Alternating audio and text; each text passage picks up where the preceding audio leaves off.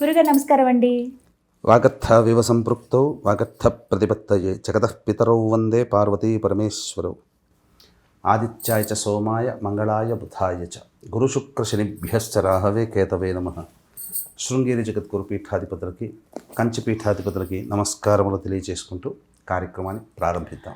మహాశివరాత్రి శుభాకాంక్షలు గురుగారు. మీకు మీ యొక్క యాజమాన్యానికి, ప్రేక్షకులకి కూడా మహాశివరాత్రి పర్వదిన పుణ్యకాల శుభాకాంక్షలు. చాలా సంతోషం అండి. అంతగానో ఎదురు చూస్తాం. శివరాత్రి చాలా విశేషమైన పర్వదినం అందరికీ. మరి ఇలా ఎన్నో సందేహాలు ఉన్నాయండి. ఇందాక నేను చెప్పినట్టుగా ఉదయం లేచిన దగ్గర నుంచి అసలు ఏ విధంగా నియమాలు ఉంటాయి, విధి విధానాలు ఏంటి, పూజలు అసలు ఎలా చేసుకోవాలి, ఆ రోజు పూజా విధానం, జాగరణ, ఉపవాసం, వీటి గురించి తెలియచేయండి. మహాశివరాత్రి సంవత్సరానికి వచ్చేటువంటిది ఒకే ఒక్క శివరాత్రి. అయితే మనకు శాస్త్ర ప్రకారము అహోరాత్రములు అని అంటారు. ఈ అహోరాత్రములు 4. 1 మహాశివరాత్రి, 2 ఫాల్గుణ పౌర్ణమి, 3 శ్రీ జన్మాష్టమి, కృష్ణాష్టమి, 4 దీపావళి. ఇవన్నీ కూడా రాత్రిపూట మాత్రమే విశేషంగా పూజలు చేసేటువంటి కాలములు. అందుకనే అహోరాత్రములు అన్నారు. అయితే మనకు శివపురాణం ప్రకారము, శైవ ఆగమం ప్రకారము ఏ విధంగా మహాశివరాత్రి పర్వదినాన్ని మనం ఉపయోగించుకోవాలి, ఏ విధంగా ఆచరించాలి, అసలు శివరాత్రికి ఏ విధంగా మనం సమాయత్తం అవ్వాలి అనేటువంటి నియమాల గురించి చక్కగా సుస్పష్టంగా మనకు శైవాగమంలో చెప్పబడి ఉంది. అంటే మహాశివరాత్రి మనకి ఈ సంవత్సరం 15వ తారీఖు రోజున ఏర్పడింది. అయితే ప్రేక్షకులకు అందరికీ కూడా అద్భుతమైనటువంటి విషయం ఏంటంటే ఈ సంవత్సరం ఆదివారంతో కలిసి రావడం. ప్రేక్షకులకు అందరికీ కూడా ఆ రోజున హాలిడే ఉంటుంది కాబట్టి అందరూ కూడా వినియోగించుకోవచ్చు. అన్నిటికంటే ముఖ్యంగా 2 విశేషమైనటువంటి యోగాలు ఈ మహాశివరాత్రి రోజున ఏర్పడుతున్నాయి. మొట్టమొదటిది పాతార్క యోగం అనేటువంటిది ఏర్పడుతుంది. ఈ పాతార్క యోగము సాధారణంగా ఏర్పడినప్పుడు చేసేటువంటి పూజ కానీ, జపము కానీ, దానము కానీ, హోమము కానీ, అర్చన కానీ, ఏ పుణ్యకార్యం చేసినా కోటి సూర్యగ్రహణాల సమయంలో చేస్తే ఎంత ఫలితం ఉంటుందో అంత ఒక్క ఈ పాతార్క యోగం ఉన్నటువంటి రోజునే ఏర్పడుతుంది. అటువంటిది మహాశివరాత్రితో ఈ పాతార్క యోగం వస్తుందంటే దాని యొక్క పుణ్య ఫలితాన్ని మాటల్లో వర్ణించడానికి మనకు మాటలు సరిపోవు. అలాగే రెండవదైనటువంటిది మనకు ఈ మధ్య మనం చూస్తున్నట్లయితే అనేక ప్రసార మాధ్యమాల్లో ఒక పీఠాధిపతి శివకేశవుల గురించి బాగా చర్చ తీసుకుని వచ్చారు. ఇది కనువిప్పు లాంటిది. శివకేశవులకి భేదము లేదు, ఇద్దరు అభేదము. శివాయ విష్ణురూపాయ శివరూపాయ విష్ణవే. చిన్నజీయర్ స్వామి వారు ఏదో ఆయన తెలిసి అన్నారా, అజ్ఞానంగా అన్నారా, అంతటి పండితుడికే మనం వదిలేయాలి. ఇక్కడ చర్చ అనవసరం. కాకపోతే ఎందుకు శివకేశవులకి భేదం లేదని చెప్పడానికి మహాశివరాత్రి పర్వదిన సంబంధించినటువంటిది కాలం ఏర్పడుతుంది. శివరాత్రి అనగా చాలా మటుకు మనకు ఈశ్వరుడికి సంబంధించిగా చూసుకుంటే ఈ శివరాత్రి విష్ణు జన్మ నక్షత్రమైనటువంటి శ్రవణ నక్షత్రంతో కూడుకున్నటువంటి రోజుగా వచ్చింది. అంటే ప్రదోషకాల సమయానికి 7:27 శ్రవణ నక్షత్రం ప్రవేశిస్తుంది. మహాశివరాత్రి రోజున శివుణ్ణి కొలుచుకుంటూ విష్ణు సంబంధించినటువంటి నక్షత్రం శ్రవణ నక్షత్రం ఉన్నటువంటి రోజున ఇద్దరినీ కలిపి పూజించినటువంటి పుణ్య ఫలితాన్ని ప్రేక్షకులందరూ పొందుతారు. కాబట్టి ఇక ఈ అద్భుతమైన యోగాలు ఉన్నాయి. అయితే శివపురాణం ప్రకారము చెప్పబడినటువంటిది శివరాత్రికి ఎల్లప్పుడూ కూడా ముందు రోజు అనగా చతుర్దశి తిథి, ప్రదోషకాల సమయం నుంచి చతుర్దశి తిథి ఉంటేనే దాన్ని మహాశివరాత్రిగా మనం పరిగణించాలి. కాబట్టి ఈ 15వ తారీఖు రోజున సూర్యాస్తమయం కంటే ఈ యొక్క చతుర్దశి తిథి ఉంది కాబట్టి సంపూర్ణంగా 15వ తారీఖే మహాశివరాత్రి. అయితే త్రయోదశి తిథి నుంచి దీనికి సమాయత్తం అవ్వాలి అని చెప్పి మనకు శాస్త్రంలో చెప్పబడి ఉంది. కాబట్టి ఈ త్రయోదశి తిథి రోజున చక్కగా అంటే మధ్యాహ్నం 12 గంటలకల్లా భోజనం చేసేస్తే శనివారం రోజున 5 గంటలకల్లా జీర్ణమైపోతుంది శరీరంలో. కాబట్టి సాయంకాల ప్రదోషకాల సమయానికల్లా కూడా పూర్తిగా శిరస్సుతో పూర్తిగా శిరస్నానం ఆచరించాలి.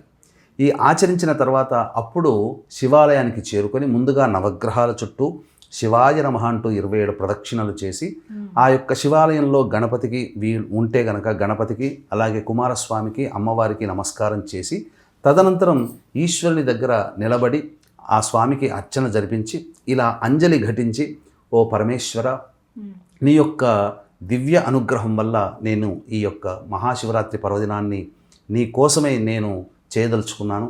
నాకు శక్తిని, భక్తిని, చేసే విధానాన్ని నాకు ప్రసాదించు. నీ వల్ల నీ యందు సదా అనురక్తిగా ఉండి నీ యందే ధ్యాస కలిపే విధంగా నా మనస్సుని కట్టడి చెయ్యి అని చెప్పి అంజలి ఘటించి ఆ పరమేశ్వరుని వేడుకొని, అలాగే నందీశ్వరుని దగ్గరికి వచ్చి కూడా ఆ నందీశ్వరునికి కుడి చెవిలో చెప్పి ఈ చెప్పినటువంటి విధానంగానే 2 శృంగంలో గుండా పరమేశ్వరుని దర్శించుకొని, నందీశ్వర ఈశ్వరునికి నా మాటగా నీవు చెప్పు అని చెప్పి తదనంతరం చక్కగా ఆ యొక్క సంబంధించిన దేవాలయం నుంచి నిష్క్రమణ చేసుకొని ఇంటికి వచ్చి ఆ రోజున వీలైతే భూశయనం చేసుకుంటే చాలా మంచిదమ్మా. ఆ రోజున ఫలహారం భుజిస్తే సరిపోతుంది, భోజనం భుజించకూడదు. తర్వాత మద్యపానము, ధూమపానము, మాంసాహారము ఇవన్నీ నిషేధము, దాంపత్యము కూడా నిషేధము. ఆ యొక్క శనివారం రోజున అంతా కూడా పరమేశ్వరుని మనస్సులో ధ్యానం చేసుకొని చక్కగా తెల్లవారితే శివరాత్రి నేను ఎంతో గొప్పగా చేసుకోవాలి, నా మనస్సులో అంతా పరమేశ్వరుని అనుగ్రహమే కావాలి, శివాజ్ఞ లేనిదే చీమైన కుట్టదు, ఈ యొక్క కార్యక్రమం మీరు వీక్షించాలన్నా, ఈ కార్యక్రమాన్ని మేము చేయాలన్నా ఆ పరమేశ్వరుని యొక్క ఆజ్ఞ ఉంది కాబట్టే సకాలానికి ఈ సమయానికి చేయడం జరిగింది. కాబట్టి ఆ పరమేశ్వర ఆజ్ఞగా భావిస్తూ చక్కగా తెల్లవారి శివరాత్రి రోజున ఎలా చేసుకోవాలి నాకు అని చెప్పి కలలు కంటూ నిద్రపోవాలి. తదనంతరం బ్రహ్మముహూర్త కాలంలో 3 నుంచి 4 గంటల మధ్యకాలంలో నిద్రలేచి కాలకృత్యాదులు తీర్చుకొని ముందుగా చక్కగా కుంకుమ లేదా విభూతి ధరించి పూజా మందిరంలోకి చేరుకొని ఆవు నేతితో దీపారాధన చేసి శివచిత్ర పరివార పటానికి గన్నేరు పూలమాల కానీ, మల్లెపూలమాల కానీ, బిల్వదళ మాల కానీ సమర్పించి శివ సహస్రనామ పారాయణం చేయాలి. చేసిన తరువాత ఆ తదనంతరం ఉదయిస్తున్నటువంటి సూర్యునికి దగ్గర ఇలా అంజలి ఘటించి నమస్కారం చేసి సూర్యాష్టకం 6 సార్లు పారాయణం చేయాలి. చేసిన తర్వాత ఆ ఉదయిస్తున్నటువంటి సూర్యుడికి నమస్కారం చేసుకుంటూ, ఓ సూర్య భగవానుడా, మళ్ళీ ఇలాగే అంజలి ఘటిస్తూ, ఓ సూర్య భగవానుడా, ఈరోజు శివరాత్రి నేను మనస్ఫూర్తిగా చేయాలని సంకల్పం చేసుకున్నాను, పరమేశ్వరుని అర్చించాలనుకున్నాను, నాకు ప్రధానంగా అర్చించగలిగే శక్తిని ప్రసాదించమని ఆ యొక్క సూర్యనారాయణని వేడుకోవాలి. ఎందుకంటే సూర్యనారాయణ కిరణాలు మన శరీరం మీద పడ్డప్పుడు ఆ అంజలి ఘటించి వేడుకున్నటువంటి కారణం చేత ఆ సూర్యనారాయణుడే మనం ఆ రోజంతా కూడా ఉపవాస నియమాన్ని పాటించే విధంగా మనకు శరీరానికి కిరణాల ద్వారా శక్తిని ప్రసాదిస్తాడు. ఆ విధంగా వేడుకున్న తర్వాత 6 సార్లు సూర్యుడికి సూర్యనామాన్ని ఓం సూర్యనారాయణ మహా తర్పయామి అంటూ 6 సార్లు తర్పణాలు వదిలిన తర్వాత ఆ రోజంతా కూడా శివరాత్రి రోజున ఒక్కసారి మనం పఠిస్తే ప్రతి సెకను కూడా అమృతతుల్యము, అమూల్యమైనటువంటిది. కాబట్టి ఏ పని చేస్తున్నా, ఎక్కడికి పోతున్నా, నడుస్తున్నా, ఏం చేస్తున్నా మనస్సులోనైనా కానీ బయటికైనా కానీ శివనామస్మరణ చేయాలి. మనకు సాక్షాత్తు శృంగేరి పీఠాధిపతులు మనకు ఉపదేశం చేసినటువంటిది నమఃశంకరాయ నమఃశంకరాయ నమఃశంకరాయ, లేదా శివాయ నమః శివాయ నమః శివాయ నమః, ఈ నామాల్ని జపించాలి తప్ప శివపంచాక్షరి సంబంధించినటువంటి ఓం నమః శివాయ అనేటువంటిది జపించకూడదు. సామాన్య ప్రజలకి ఇది ఉపదేశం లేనిదే చెయ్యకూడదు. ఈ విధంగా నామజపం చేస్తూ ఉండాలి. తదనంతరం చాలామందికి ఉండేటువంటి విధానం ఏంటంటే, ఈ సంబంధించినటువంటి శివారాధన అందరికీ మహాశివరాత్రి అంటే అందరికీ గుర్తొచ్చేది అభిషేకము, జాగరణ, ఉపవాసం ఇట్లాంటివి. ఇవన్నీ కూడాను ఉండేటివే. కానీ దేవాలయానికి వెళ్ళి అభిషేకం చేసుకోవాలనే ఆలోచన చేసేవాళ్ళు కొంతమంది ఉంటారు.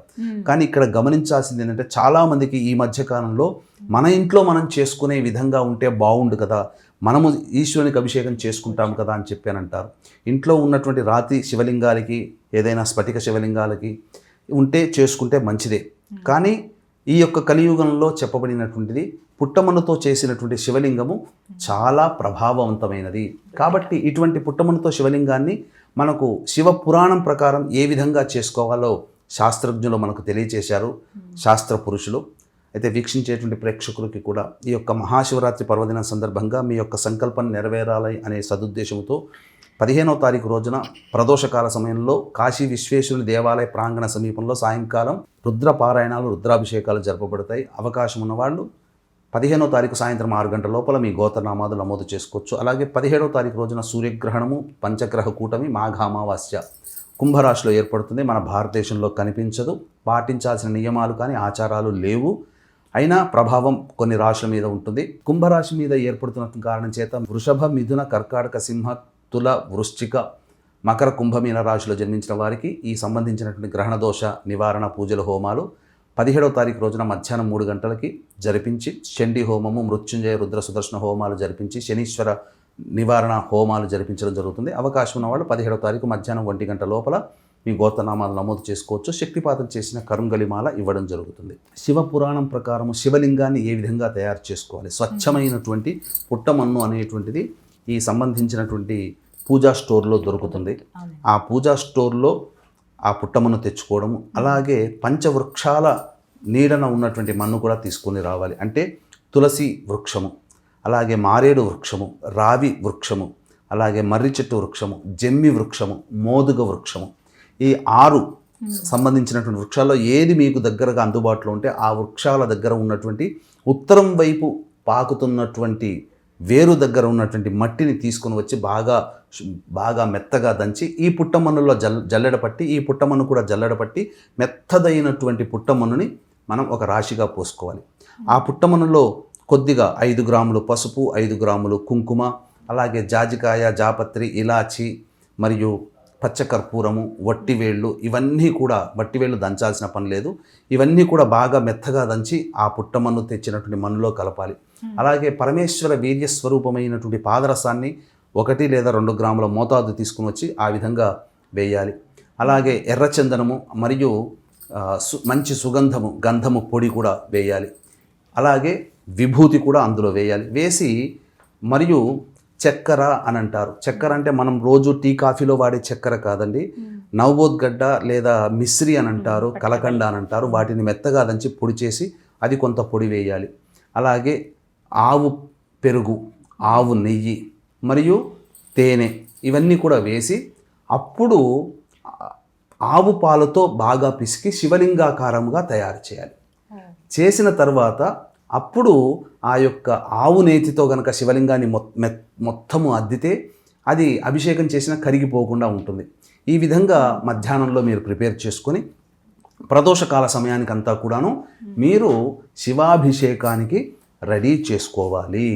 అయితే ఇక్కడ సాధారణంగా వీక్షించేటువంటి ప్రేక్షకులు కూడా అందరూ కూడా 100కి 100% లేదా 99% మంది చేసేటువంటి తప్పు ఏంటనంటే ప్రతి పదార్థము కూడా అపవిత్రమే.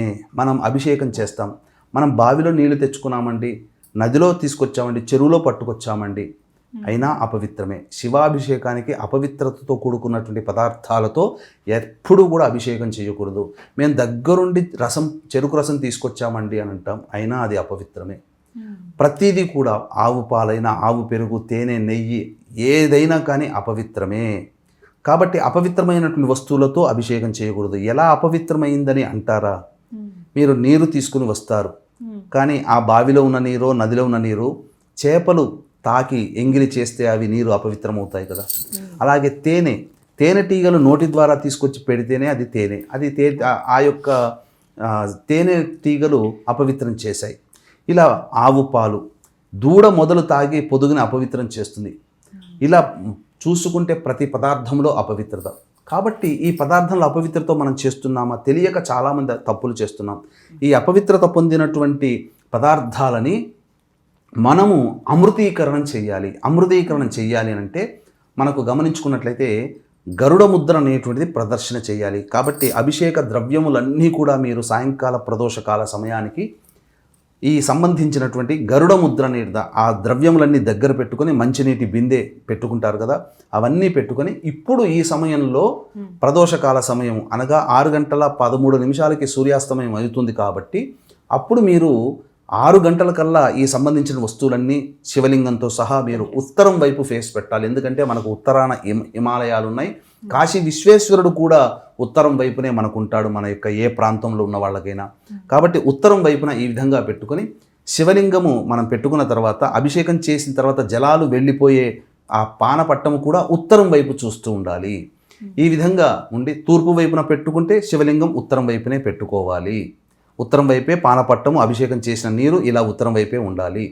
ఉత్తరం వైపైనా మనం ఫేస్ పెట్టవచ్చు, లేదా తూర్పు వైపునైనా కానీ ఫేస్ పెట్టవచ్చు. ఇది మనం చేయాల్సినటువంటిది.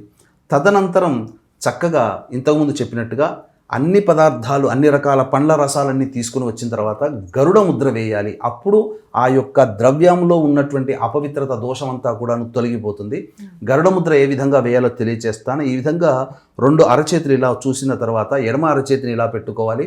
కుడి అరచేతితో ఉన్నటువంటి ఎడమ బొటన వేలు కుడి బొటన వేలుని ఈ విధంగా జంటగా కలిపితే ఇది గరుడ ముద్ర అవుతుంది. చూశారు కదా, ఇది గరుడ ముద్ర అంటే పక్షి ఆకారం రెక్కలుగా ఉంది. ఇలా పక్షి ఆకారం రెక్కలుగా ఉన్నటువంటి గరుడ ముద్రని మంచినీటి బిందెకి అలాగే పండ్ల రసాలకు సంబంధించినటువంటి గిన్నెలకి ఇలా చూపించినట్లయితే, ఇది గరుడ ముద్రను చూపిస్తే ఆ పదార్థములన్నీ కూడా ఏంటంటే ఈ ముద్ర చూపిస్తే అవుతాయనంటే, మరి ఎంతోమంది అయ్యప్ప స్వామి దీక్ష తీసుకున్నటువంటి వాళ్ళు పూజ చేసే సందర్భంగా అయ్యప్ప స్వామి పూజ చేసే తంత్రులు ఎవరైతే ఉంటారో ఆ పూజ మంత్రము నోటితో కాకుండా కేవలం ముద్రల సహాయంతోనే ఆ పూజ అంతా ముగిస్తారు. ఇదే పూజా విధానంలో అనేక పూజా విధానాలు ఉన్నాయి. మంత్రం ద్వారా చెప్పేటువంటిది, తంత్రం ద్వారా చేసేటువంటిది. ఈ తంత్ర ప్రకారము మనం ఈ విధంగా చేయాలి.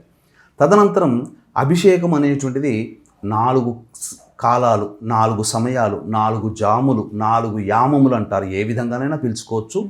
ప్రతి జాములో కూడా మనం కొన్ని పదార్థాలతో అభిషేకము చేయాలి. అలాగే అలంకారము, అలాగే అర్చన, అలాగే ఏ మంత్రము జపించాలి అన్నీ కూడా మనకు ఈ యొక్క శాస్త్ర ప్రకారం చెప్పబడి ఉన్నాయి. కాబట్టి సాయంకాలం 6 గంటల 6 నిమిషాల నుంచి 9 గంటల 5 నిమిషాల మధ్య కాలంలో ఆవు పాలతో పరమేశ్వర లింగాన్ని అభిషేకం చేయాలి. చేసిన తర్వాత గంధముతో అలంకరించి పచ్చని పూలతో అర్చన చేయాలి.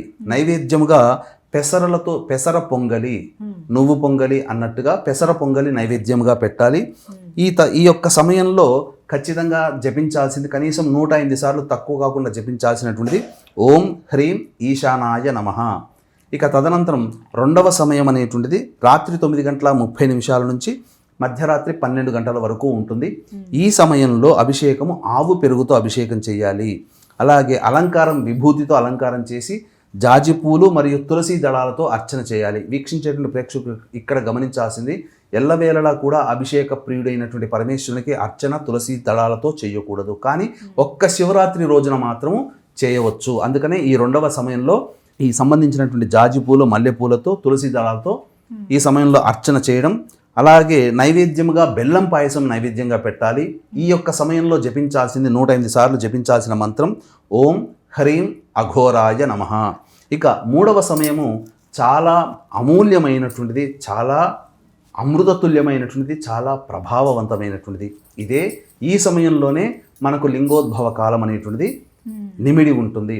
వీక్షించేటువంటి ప్రేక్షకులు కూడా యొక్క సంబంధించినటువంటి మహాశివరాత్రి సందర్భంగా మీ యొక్క సంకల్పం నెరవేరాలనే ఉద్దేశంతో కాశీక్షేత్రంలో మహాశివరాత్రి రోజున విశ్వేశ్వరుని దేవాలయ ప్రాంగణ సమీపంలో రుద్రపారాయణము, రుద్రాభిషేకాలు జరపబడతాయి. అవకాశం ఉన్న వాళ్ళు ఈ యొక్క కార్యక్రమంలో నమోదు చేసుకోవడానికి 15వ తారీఖు సాయంత్రం 6 గంటల లోపల మీ గోత్రనామాదులు నమోదు చేసుకోవచ్చు. అలాగే 17వ తారీఖు రోజున పంచగ్రహ కూటమి, మాఘ అమావాస్య, సూర్యగ్రహణం కుంభరాశిలో ఏర్పడుతుంది. మన దేశంలో కనిపించదు. కనిపించని గ్రహణానికి ఆచారాలు, నియమాలు పాటించాల్సిన అవసరం లేదు. కానీ కుంభరాశిలో ఏర్పడుతున్నటువంటి కారణం చేత వృషభ, మిథున, కర్కాటక, సింహ, తుల, వృశ్చిక, మకర, కుంభమీన రాశిలో జన్మించిన వారికి ఈ యొక్క దోషం ఉంటుంది. కాబట్టి 17వ తారీఖు మధ్యాహ్నం 3 గంటలకి కాశీక్షేత్రంలో గ్రహణ దోష నివారణ పూజలు, హోమాలు, చండీ హోమము, మృత్యుంజయ, రుద్ర, సుదర్శన, కాలభైరవ, శని దోష నివారణ హోమాలు జరిపించి శక్తిపాతం చేసినటువంటి కరుంగలి మాల ఇవ్వడం జరుగుతుంది. అవకాశం ఉన్న వాళ్ళు 17వ తారీఖు మధ్యాహ్నం 1 గంట లోపల ఈ కార్యక్రమంలో మీ గోత్రనామాదులు నమోదు చేసుకోవచ్చు. ఇక 3వ కాలము అత్యంత ప్రభావవంతమని చెప్పుకున్నాం కదా. మధ్యరాత్రి 12 గంటల 20 నిమిషాల నుంచి తెల్లవారుజామున 3 గంటల 5 నిమిషాల వరకు ఉంటుంది. అభిషేకము ఆవు నెయ్యి, నైవేద్యము గారెలు లేదా నువ్వుల అన్నము, నువ్వుల పులగం అంటారు, ఇవి పెట్టాలి. తదనంతరం బిల్వ దళాలతో మరియు ఎర్రటి పుష్పాలతో అర్చన చేయాలి. ఈ యొక్క సమయంలో జపించాల్సినటువంటి మంత్రం ఓం హ్రీం వామదేవాయ నమః. ఇక ప్రధానంగా చాలామంది అడిగేటువంటిది ఈ యొక్క సంబంధించినటువంటి లింగోద్భవ కాల సమయం ఎప్పుడండి అని అంటారు. ఈ లింగోద్భవ కాల సమయము రాత్రి 12 గంటల 25 నిమిషాల నుంచి 12 గంటల 36 నిమిషాల వరకు ఉంటుంది. ఈ సమయంలో మనకు చెప్పబడినటువంటిది శాస్త్ర ప్రకారం ఏంటంటే, బ్రహ్మ విష్ణువుల మధ్య ఉన్నటువంటి తగాదాని తీర్చడం కోసం ఈశ్వరుడు లింగ రూపంలో వెలిసినటువంటి సమయం. ఈ సమయము శివరాత్రులు మొత్తంలో కల్లా చాలా ప్రభావవంతమైనది. కాబట్టి ఈ శివరాత్రి మొత్తంలో పూజ చేయడానికి కుదరకపోయినా కనీసం మధ్యరాత్రి 12 గంటల 25 నిమిషాల నుంచి 12 గంటల 36 నిమిషాల మధ్యకాలంలో పరమేశ్వర లింగానికి ఏకధారగా నమశ్శంకరాయ నమశ్శంకరాయ, శివాయ నమః శివాయ నమః అంటూ ఏకధారగా ఆవు నేతితో అభిషేకం చేయడము, అలాగే శివుని అష్టోత్తరంతో బిల్వదళాలతో అర్చన చేయడం చేసిన మానవుడి యొక్క కోరిక అతి శీఘ్రంగా నెరవేరుతుంది. సమస్త పాపములు చేసినటువంటి అన్నీ కూడాను ఆ పరమేశ్వరుని దివ్యానుగ్రహం వల్ల నశించిపోతాయి. జ్ఞానంతో అజ్ఞానంతో చేసినవి ఇవేవి కుదరకపోయినప్పటికీ కూడా మానవుడు బిల్వదళంతో కూడుకున్నటువంటి పరమేశ్వర లింగాన్ని కేవలం దర్శించి నమస్కారం చేసుకున్నా చాలట ఆ యొక్క ఫలితం మానవుడి ఖాతాలో పడుతుందని చెప్పబడుతుంది. కాబట్టి ఎట్టి పరిస్థితుల్లో కూడా ఆ యొక్క పరమేశ్వరునికి సంబంధించిన లింగోద్భవ పుణ్యకాలాన్ని మాత్రం మిస్ చేసుకోకండి. శివరాత్రి మొత్తంలో ఇదే ప్రభావవంతమైన పుణ్యకాలము. తెల్లవారుజామున 3:30 నుంచి 6:35 వరకు 4వ సమయం. ఈ సమయంలో తేనెతో చక్కెర, అంటే కాఫీ టీలుగా పెట్టుకునే చక్కెర కాకుండా నవబోద్గడ్డ, మిశ్రీ గడ్డ అని అంటారు, దాన్ని పొడి చేసి ఆ పొడిని నీటిలో వేసి ఆ విధంగా ఈశ్వరునికి అభిషేకం చేయడము. నీలిరంగు తెల్లని పుష్పాలు, అంటే నీలిరంగు అంటే నల్ల కలువ పుష్పాలు కానీ శంకు పుష్పాలు కానీ అలాగే నందివర్ధనము, మల్లెపూలు, జాజిపూలతో కానీ అర్చన చేయాలి. చేసిన తర్వాత నైవేద్యముగా కేవలము గంజివార్చినటువంటి గోరువెచ్చటి అన్నాన్ని నైవేద్యంగా పెట్టాలి. ఇక ఈ సమయంలో జపించాల్సినటువంటి మంత్రం ఓం హ్రీం సద్యోజాతాయ నమః అనే నామాన్ని చెప్పాలి. ఇక తదనంతరం ఆ యొక్క శివుని పూజ అంతా అయిన తర్వాత ఆ రోజంతా కూడా సంతోషముగా చేసుకున్నాననే నిండైనటువంటి భక్తిభావంతో స్నానం ఆచరించి ఇంటిల్లిపాది తదనంతరం మళ్ళీ చక్కగా ఒక కలశంలో నీటిని తీసుకొని అర్చించినటువంటి అభిషేకం చేసినటువంటి నిర్మాల్యములన్నీ కూడా పక్కకు పెట్టి మళ్ళీ అభిషేక జలంతో అభిషేకం చేయాలి. అభిషేక జలంతో అభిషేకం చేసేటప్పుడు కూడా ఈ విధంగా మళ్ళీ ఆ యొక్క అభిషేక కుంభానికి అనగా ఆ కుండకి గరుడ ముద్రని ఈ విధంగా చూపించి అప్పుడు ఆ నీటితో ఈశ్వరునికి అభిషేకం చేసిన తర్వాత ఇంట్లో ఇల్లాలు కానీ ఇంట్లో వాళ్ళు చేసినటువంటి అనేక రకాలైనటువంటి శాకాహార పదార్థాలని స్వామివారికి కొద్దిగా ఒక పళ్ళెంలో కానీ విస్తరాకులో కానీ నైవేద్యముగా పెట్టి తదనంతరం అతిథులకి, అభ్యాగతులకి, అనాథలకి ఎవరికైనా కానీ అన్నదానము లేదా చేసిన వంటకాలు వాళ్ళకి పెట్టి తదనంతరం అప్పుడు ఇంటిల్లిపాది కూడాను వచ్చి అప్పుడు భోజనం చేసినట్లయితే శివరాత్రి పుణ్య వ్రతాన్ని ఆచరించిన వాళ్ళవుతారు. ఈ యొక్క ప్రభావాన్ని పొందినటువంటి వ్యక్తి యొక్క పుణ్యాన్ని దేవతలకి సైతం కూడా వర్ణించడానికి మాటలు సరిపోవని మనకు సాక్షాత్తు కుమారస్వామియే అగస్త్య మహామునికి చెప్పినటువంటి మాట. కాబట్టి ఇదేదో నా మాటగానో ఇంకేదో కాదు, సాక్షాత్తు కుమారస్వామి అగస్త్య సంవాదములో శివపురాణాంతర్గతంగా చెప్పబడినటువంటి మాటని అందరూ కూడా ఆలకించి పరమేశ్వరుని యొక్క దివ్య అనుగ్రహాన్ని పొంది తరించండి. ఇది అనుభవిస్తే తప్ప తెలియదు. కాబట్టి అందరూ కూడా శివరాత్రి యొక్క పూజా విధానాన్ని ఏ విధంగా చేసుకోవాలి, ఏ సమయంలో చేయాలి, ఆ రోజున ఏ విధంగా ఉండాలి అందరికీ తెలిసిందే జాగరణ. కాబట్టి ఈ విధంగా శివనామ స్మరణ చేసుకుంటూ చక్కగా చేసుకున్నట్లయితే పరమేశ్వరుని యొక్క దివ్య అనుగ్రహం పొంది శివాజ్ఞ లేనిదే చీమైన కుట్టదు. కాబట్టి మీ యొక్క సంకల్పం నెరవేరాలంటే ఈయన అనుగ్రహం కావాలి. ఇటువంటి రోజున అందరూ చెప్పిన విధంగా ఆలకించి మీరు చక్కగా ఆచరించండి. ఈ విషయం నచ్చితే 10 మందికి, మీ బంధువులకి, స్నేహితులకి, హితులకి ఈ యొక్క విషయాన్ని చేరవేయండి. ఎందుకంటే చాలామందికి తెలియని విషయాల్ని మీకు ఈ యొక్క ప్రసార మాధ్యమంగా మీకు తెలియజేయడం జరుగుతుంది. కాబట్టి అందరికీ ఈ యొక్క విషయాన్ని తెలియజేసే ప్రయత్నం చేయండి. చక్కగా వివరించారు గురుగారు, ధన్యవాదాలండి. సర్వం శ్రీ ఉమామహేశ్వర పరబ్రహ్మార్పణమస్తు.